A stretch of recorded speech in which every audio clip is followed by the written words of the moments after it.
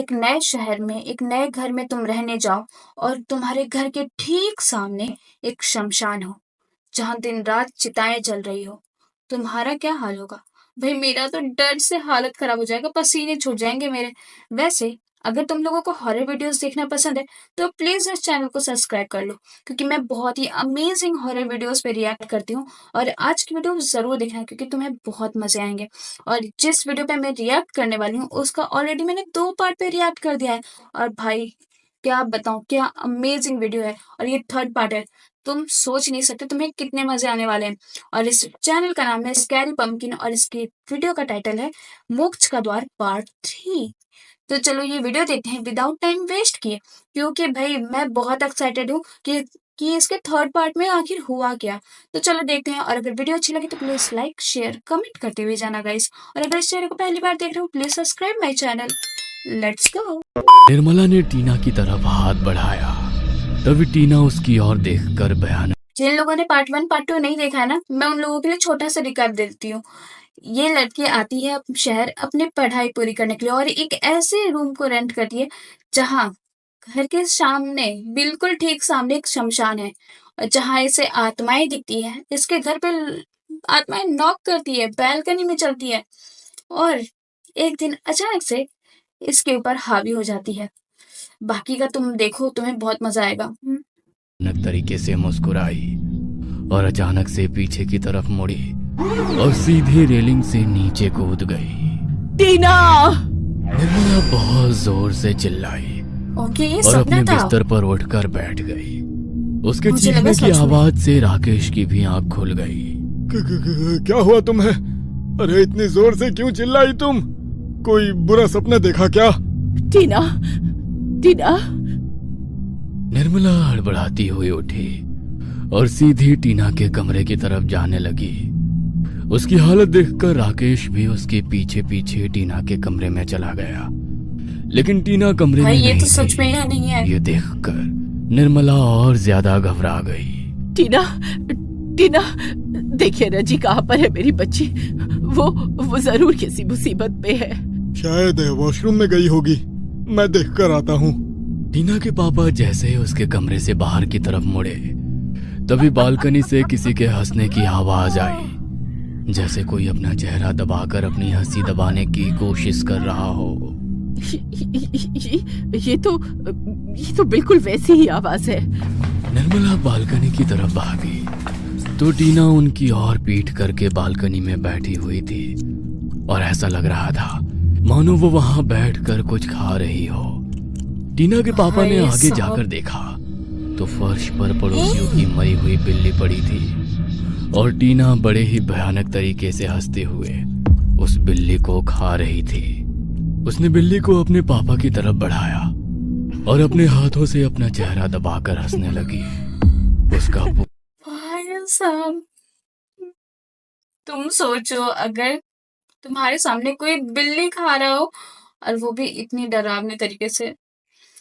भाई लिटरली बहुत ही amazing story है, पूरा बहुत ही चेहरा ज्यादा खून हॉरर। से सना हुआ था। उसे देखकर उसके मम्मी पापा समझ चुके थे कि मामला अब उनके हाथ से निकल गया है और टीना किसी भयानक आत्मा की चपेट में आ चुकी है।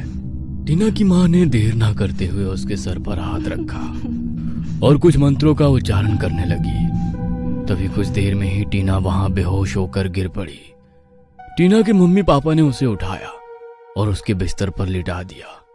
टीना के पापा ने बालकनी का गेट ताले से लॉक कर दिया ताकि टीना अब उसे खोल ना सके। मैंने आपको कहा था कि हमारी बच्ची पर किसी बुरी आत्मा का साया पड़ गया है, लेकिन आपने मेरी बात नहीं मानी। हमारी बच्ची इसीलिए औरतों की बात भी सुन लेनी चाहिए। पर बहुत बड़ा संकट मंडरा रहा है। अगर अभी भी हमने देर की तो बहुत बड़ी अनहोनी हो जाएगी। टीना के पापा की आंखों में भी आंसू आ गए। उस रात टीना की माँ ने पूरी रात उसके कमरे में बैठकर दुर्गा चालीसा का जाप किया। टीना की मम्मी दुर्गा माँ की बहुत बड़ी भक्त थी और शायद इसीलिए इतना सब होने के बाद भी अब तक टीना जिंदा थी।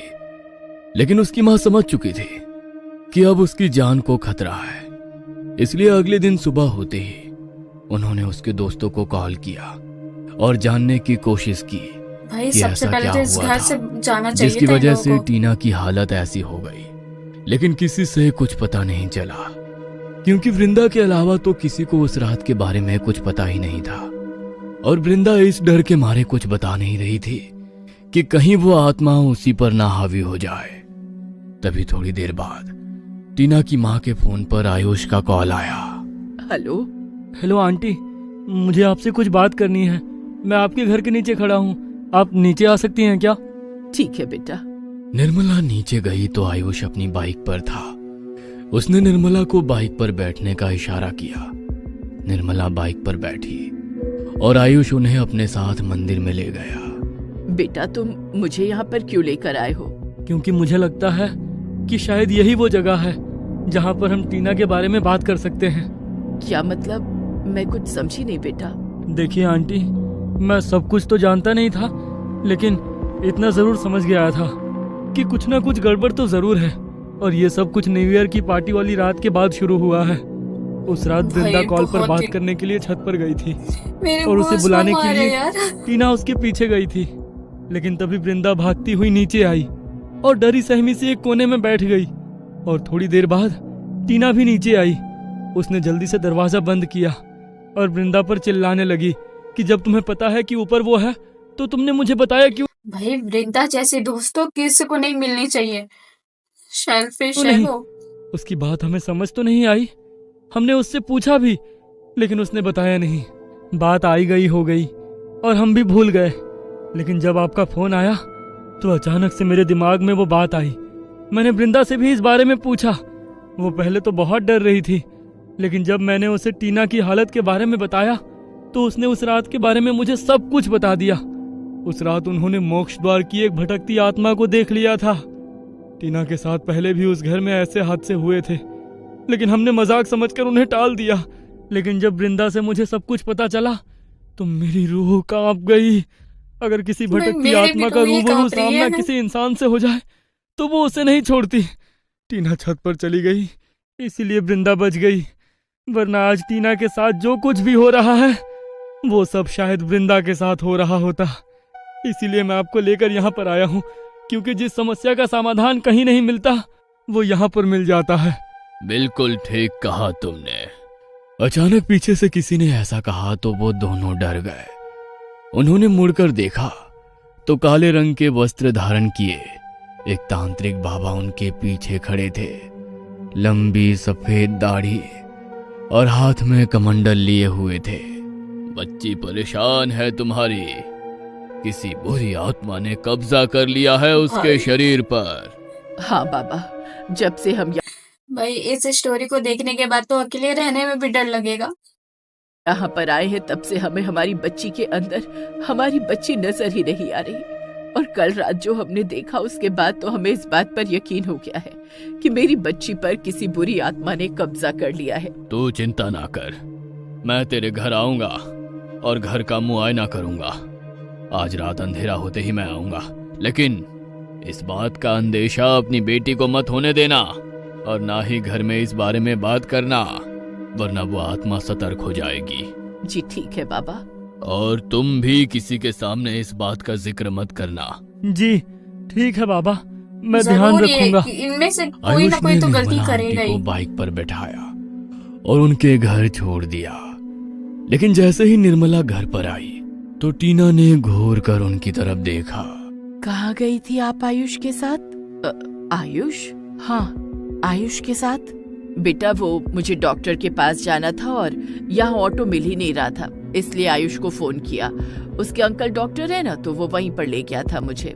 टीना ने अपनी मॉम को कुछ अजीब तरीके से देखा और गुस्से में वहां से उठकर अपने कमरे में चली गई। रात हुई तो टीना अपने कमरे की खिड़की से लगातार बाहर की तरफ ही देख रही थी। उसके पापा ने बालकनी के डोर को लॉक कर दिया था, तो वो बाहर कहीं नहीं जा सकती थी। तभी थोड़ी देर बाद गेट पर नॉक हुई। गेट पर नॉक होते ही टीना अचानक से सचेत हो गई। वो उठकर अपने रूम से बाहर जाने लगी तो उसके रूम का दरवाजा ही नहीं खुला। उसकी माँ ने उसके गेट को बाहर से लॉक कर दिया था। किसने बंद किया इस दरवाजे को? खोलो इसे, मैंने कहा खोलो इसे। आ रही हूँ बेटा, बाहर से सफाई कर रही थी ना, तो धूल ना चली जाए इसलिए बंद कर दिया। खोलो इसे, कौन है बाहर? टीना अंदर से चिल्ला रही थी। तभी तांत्रिक भाई बाबा ने साहब। उसके कमरे के बाहर ही एक सुरक्षा घेरा बना दिया। टीना की माँ ने उसके कमरे का दरवाजा खोला और उसने जल्दबाजी में बिना देखे सीधे कमरे के बाहर कदम रख दिया और वो सुरक्षा घेरे में आकर खड़ी हो गई। लेकिन जैसे ही फंस उसके गई। कदम सुरक्षा घेरे में पड़े, वैसे ही वो बुरी तरह से चीखने लगी। धोखा किया मेरे साथ। तुझे क्या लगता है कि ऐसा करके तू इसे मुझसे बचा लेगा? हट, इसे तो मैं अपने साथ लेकर ही जाऊंगी और तू कुछ भाई। नहीं कर पाएगा। उसकी बातें सुनकर वहां पर खड़े उसके मम्मी पापा और आयुष के होश उड़ गए। ये मेरी भाई बच्ची को कैसे क्या के हो रहा है बेहोश हो बाबा? जाएंगे। चिंता मत कर, तेरी बेटी को कुछ नहीं होगा। दूर हो जाओ सब यहाँ से, कोई इसके पास नहीं जाएगा। सब लोग वहां से दूर हो गए और पीछे की तरफ जाकर खड़े हो गए। तभी तांत्रिक बाबा ने वहां यज्ञ करना शुरू किया और मंत्रोच्चारण करते हुए टीना पर अभिमंत्रित जल का अभिषेक करने लगे। टीना बुरी तरह तड़पने लगी। माँ मुझे बचा लो माँ। माँ मुझे बहुत तकलीफ हो रही है, ये मुझे अपने साथ ले जाएगी। माँ मुझे तुम्हारी जरूरत है, मेरे पास आओ माँ। टीना के मुंह से ये बातें सुनकर उसकी माँ भावुक होने लगी और आगे बढ़ने लगी। भूल कर भी इसके पास आने की गलती मत करना, वरना ये किसी को नहीं छोड़ेगी। क्या लगता है तुझे ये चालाकियां करके तू बचा लेगा इसे? तेरे हाथ कभी नहीं आऊंगी मैं। वादा करती हूँ इसे अपने साथ लेकर जाऊंगी। चला के तो ये भूत उसकी ये निकल रही बातें है। सुनकर सबकी रूह कांप गई। तांत्रिक बाबा लगातार मंत्रों का उच्चारण करते रहे। तभी उनके दरवाजे पर दस्तक हुई और टीना के चेहरे पर एक भयानक मुस्कान आ गई। नहीं, दरवाजा मत खोलना। लेकिन इससे पहले कि वो ये बात कहते, टीना की माँ ने दरवाजा खोल दिया और वो एक जोरदार झटके के साथ दूर जा गिरी। लो, हो गया काम। बाहर से इतनी तेज हवा का झोंका आया कि उसने सुरक्षा घेरे को पूरी तरह मिटा दिया। तभी तांत्रिक बाबा ने जल्दी से टीना पर अभिमंत्रित जल छिड़का और वो बेहोश होकर वहीं गिर पड़ी। थोड़ी देर बाद उसे होश आया तो वो बहुत दिन बाद सबको सामान्य लगी। तांत्रिक बाबा को भी लगा कि वो अब ठीक हो चुकी है। अब तुम्हारी बच्ची के ऊपर कोई भी खतरा नहीं है। तुम्हारी बेटी तांत्रिक अब बाबा भी हमेशा चकमा के लिए खा उस रहे हैं आत्मा शायद। से मुक्त हो चुकी है। ईश्वर सदा तुम पर अपना आशीर्वाद बनाए रखे। तांत्रिक बाबा ने अपना झोला उठाया और वहां से चल दिए। लेकिन जैसे ही उन्होंने घर से बाहर कदम रखा, वैसे ही टीना के चेहरे पर वही भयानक मुस्कुराहट आ गई। लेकिन उसने किसी को इस बात की भनक नहीं होने दी। माँ, भाई साहब, मुझे बहुत थकावट महसूस हो रही है और भूख भी लग रही है। खाना खाने का मन कर रहा है, कुछ खाने को बना दो ना। टीना ने अपनी बातों से अपने घर वालों को भरमा दिया। आयुष भी अपनी बाइक लेकर वहां से निकल गया, लेकिन रास्ते में ही उसका एक्सीडेंट हो गया। उसकी बाइक फिसलती फिसलती दूर पेड़ से जा लगी। भगवान का शुक्र था कि उसे कुछ नहीं हुआ। भाई वो जैसे तैसे उठा और उसने कॉल करके साहिल को वहां पर बुलाया तो साहिल उसे घर लेकर गया। तभी अगली शाम टीना की माँ को उसके कमरे से कुछ अजीब सी आवाज सुनाई दी, जैसे कोई अपनी हड्डियां मरोड़ रहा हो। टीना की माँ के मन में अब कोई ऐसी बात नहीं थी, तो वो सामान्य तरीके से दरवाजा खोलकर टीना के कमरे में झांकने लगी। लेकिन उन्होंने जो नजारा देखा, वो देखकर उनके होश उड़ गए। टीना के हाथों पैरों की हड्डियां पूरी तरह मुड़ी हुई थी उल्टी हुई। और गर्दन घूमकर उल्टी हो चुकी थी। वो अपने नाखूनों से कमरे की दीवार को बुरी तरह नोच रही थी। तभी नजरें घुमाकर वो अपनी माँ को देखकर भयानक तरीके से मुस्कुराई। वो इतनी ज्यादा डरावनी लग रही थी कि डर के मारे उसकी माँ का पूरा शरीर कांप गया।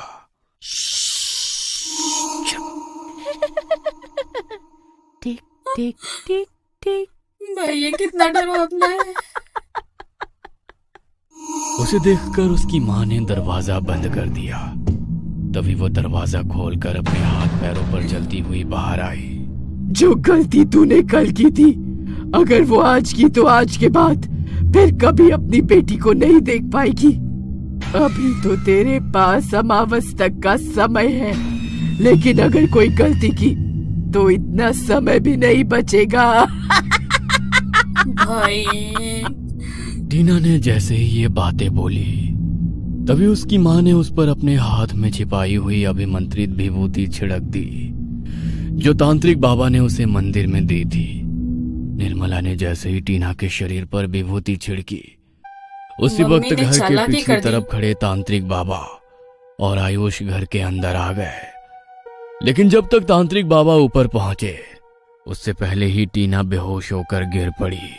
नहीं, इस बार मैं उसे जाने नहीं दे सकता। वो आत्मा तांत्रिक बाबा को देखकर घर से बाहर निकलने की कोशिश करने लगी, लेकिन तांत्रिक बाबा ने पहले ही घर के बाहर घेरा बना दिया था, जिससे वो घर से बाहर ना निकल पाए और बाबा उसे कैद कर सके। तांत्रिक बाबा ने यज्ञ कुंड बनाया और अपने घर के सभी सदस्यों के इर्द गिर्द एक सुरक्षा घेरा बनाया, लेकिन उन्होंने टीना को सुरक्षा घेरे से बाहर बैठा दिया। वो अपनी सूध में नहीं थी। सुरक्षा घेरे में यज्ञ कुंड बनाकर तांत्रिक बाबा ने मंत्रों का उच्चारण करना शुरू किया। उन्होंने निर्मला के हाथ में अपने कमंडल से एक कटोरी अभिमंत्रित जल दिया और निर्मला के हाथ पर एक कलावा बांध दिया। मैंने तुम्हारी रक्षा के लिए तुम्हारे हाथ पर इस कलावे को बांधा है। सिर्फ ध्यान रखना, आंटी ये के तुम्हारे हाथ से सुरक्षा खुलने के ना चाहिए पाए। क्या? जो बाकी जल मैंने लोगों तुम्हें के? दिया है उसे पूरे घर में छिड़क दो, लेकिन हाँ, इसे ओके। टीना के आसपास मत छिड़कना। इस बात का तुम्हें खास ध्यान रखना है और भूल कर भी टीना के पास भी मत जाना। उसके अलावा घर का एक भी कोना ऐसा ना बचने पाए जहाँ ये जल ना छिड़का हो। जी ठीक है बाबा। जल अपने छिड़कना हाथ है, पर बंधे इसीलिए कलावे का कलावा ध्यान बांधा है। रखना और आप दोनों में से कोई भी इस सुरक्षा घेरे से बाहर मत निकलना, चाहे कुछ भी हो जाए। राकेश और आयुष ने हाँ में गर्दन हिलाई और निर्मला ने घर के हर कोने में अभिमंत्रित जल का छिड़काव करना शुरू किया। तांत्रिक बाबा तेज ध्वनि में मंत्रों का उच्चारण कर रहे थे, जिससे उस भटकती हुई भाई, आत्मा ये को बहुत पीड़ा हो जब रही थी हंसती है बहुत ज्यादा और डरावनी वो लगती है। जहां भी जा रही थी, अभिमंत्रित जल का स्पर्श पाते ही उसका पूरा शरीर जल रहा था। घर में सिर्फ एक अशुद्ध कोना वो था जहां तांत्रिक बाबा ने टीना को बिठाया था, क्योंकि केवल उसी जगह पर निर्मला ने बिठाया है, अभिमंत्रित जल लिटाया का है। छिड़काव नहीं किया था। ओम हिम क्लीम चामुंडाय विच्चे, ओम हिम क्लीम चामुंडाय विच्चे। वो भटकती आत्मा घर के अंदर रोक नहीं पा रही थी और तांत्रिक बाबा ने पहले ही घर के बाहर निकलने के उसके मार्ग को बंद कर दिया था। टीना ही उससे प्रवेश करने के लिए एक आखिरी मार्ग दिखा रही थी, क्योंकि वही घर के सबसे अशुद्ध कोने में बैठी थी।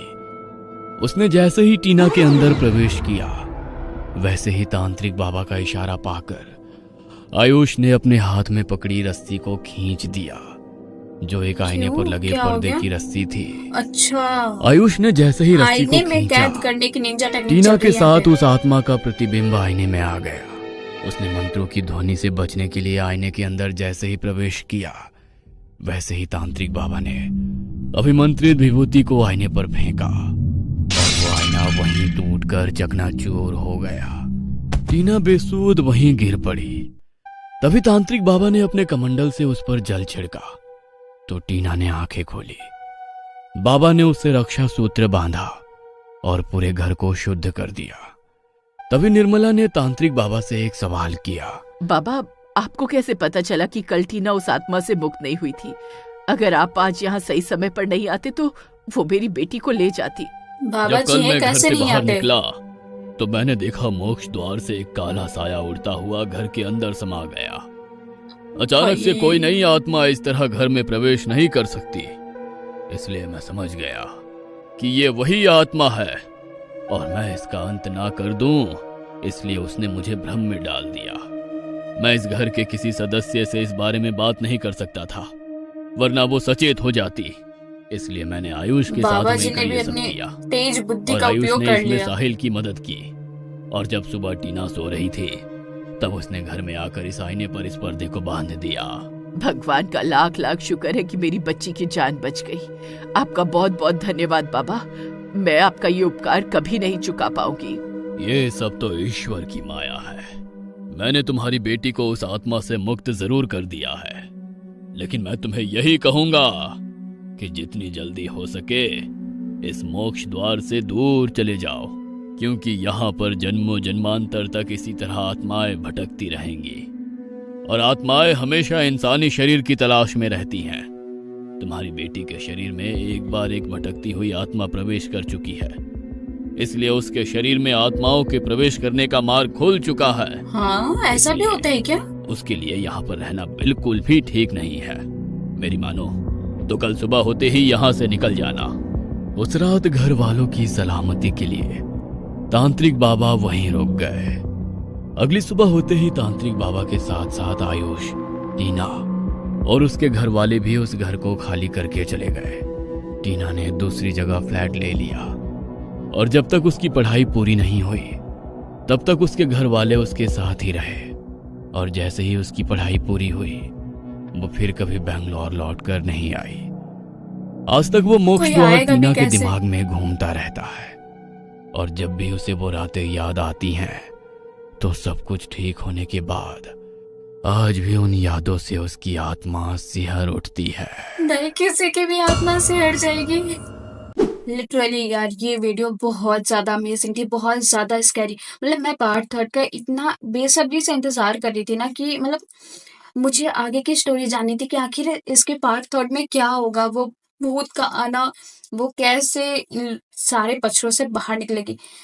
भाई अमेजिंग वीडियो थी। Part 1, part 2, part 3 amazing. बहुत ही अच्छी स्टोरी टेलिंग की है, बहुत अच्छा नरेट किया है वीडियो में, और साथ में भाई एनिमेशन भी काफ़ी अच्छी है। मुझे तो बहुत मज़ा आया। तुम लोग बताओ तुम लोगों को वीडियो कैसी लगी, और अगर वीडियो अच्छी लगी तो प्लीज़ लाइक शेयर कमेंट ज़रूर करना गाइस। और इस स्कैरी पंपकिन के चैनल का लिंक डिस्क्रिप्शन में, तो जाके ज़रूर चेकआउट करना। बहुत ही मज़ा आएगा तुम लोगों को देखने में। अगर तुम लोगों को हॉरर स्टोरी देखनी है तो जाके ज़रूर चेकआउट करना। और अगर तुम चाहते हो कि मैं किसी वीडियो पे रिएक्ट करूँ तो प्लीज़ कमेंट बॉक्स ओपन है, तो जाके ज़रूर कमेंट करो। और मैं मिलूंगी नेक्स्ट वीडियो में, और मुझे इंस्टाग्राम पे फॉलो कर लेना। Okay, bye bye.